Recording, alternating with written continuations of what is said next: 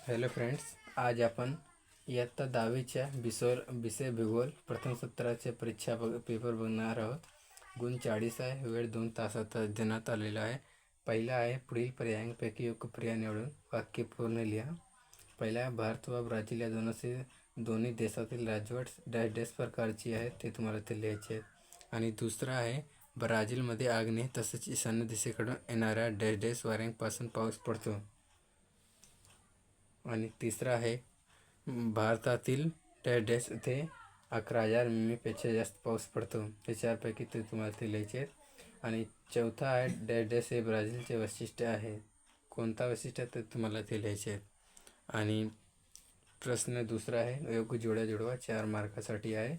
आगड बागड, सर्वात मोठे राज्य भारत, पिको दी नेब्लिना, पांजडी वने, पेंटनल वर्णन. इथे तुम्हाला जोड्या जुळवायचे आहेत, जे बरोबर पर्याय असतील. तिसरा आहे, एका वाक्यातले कोणतेही 4. तुम्हाला 5 दिलेले आहे. पहिला आहे, भारताच्या पश्चिमेला कोणता समुद्र आहे. दुसरा आहे, भारताच्या मध्यातून कोणते वृत्त जाते. तिसरा आहे, क्षेत्रफळ म्हणजे काय. चौथा आहे, गंगा नदीचा उगम कुठून होतो. पाचवा आहे, ब्राझीलची राजधानी कोणती. प्रश्न चौथा आहे, भारताच्या नकाशात पुढील घटक दाखवा व सूची द्या. कोणतेही 4. पहिला आहे, कर्कवृत्त. दुसरा आहे, पश्चिम हिमालय. तिसरा आहे, केटू पर्वत. चौथा आहे, अंदमान निकोबार बेटे. पाचवा आहे, राजधानी दिल्ली. सहावा आहे, सिक्कीम. हे तुम्हाला भारताच्या नकाशात तुम्हाला 4 घटक दाखवायचे, कमीत कमी 4, म्हणून जेणेकरून तुम्हाला 4 मार्क आरामात मिळू शकते. आणि जर तुम्ही 6 दाखवले तर अति चांगले आहेत. आहे, पुढील नकाशाचे वाचन करून कोणतेही उत्तर लिहायचे. तुम्हाला 4 मार्कासाठी आहेत. नकाशा वाचन करायचे आहेत. प्रश्न आहे, ब्राझीलमधील मुख्य जलप्रणाली कोणती. दुसरा, ॲमेझॉन नदीच्या कोणत्याही 5 उपनद्यांची नावे लिहा. तिसरा, ॲमेझॉन नदी कोणत्या महासागराला जाऊन मिळते. चौथा आहे, ब्राझीलच्या नैऋत्य भागातील नद्या कोणत्या. पाचवा आहे, ब्राझीलमधील 2 पूर्ववाहिनी नद्यांची नावे लिहा. सहावा आहे,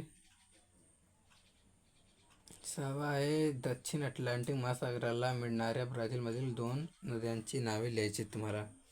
आणि पाचवा आहे, पुढील माहितीच्या आधारे स्तंभालेख काढा.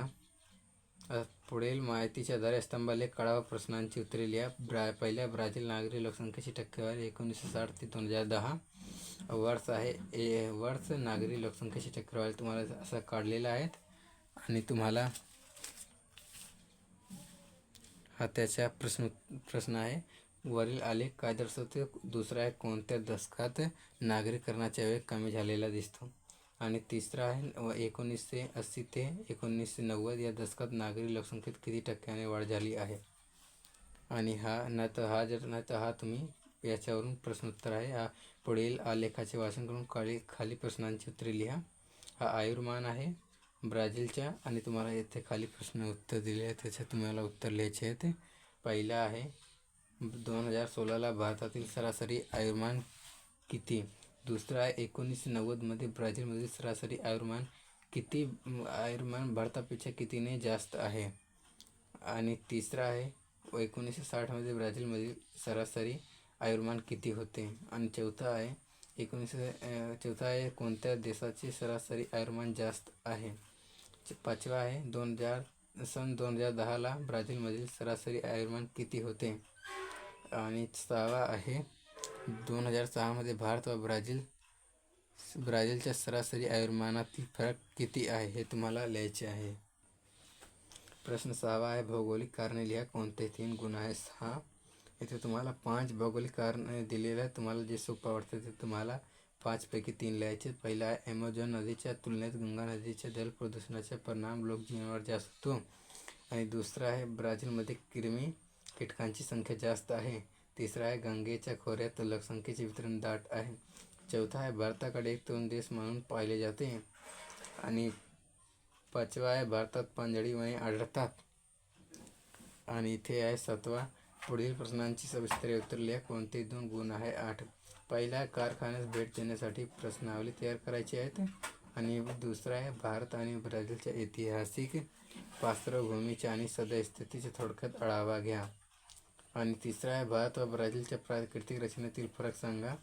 चौथा आहे ब्राझील व भारतातील नैसर्गिक वन प्रकारांतील फरक सांगायचे आहेत. इथे प्रथम सत्र परीक्षाचे सराव पेपर प्रश्नपत्रिका संकलित आहेत.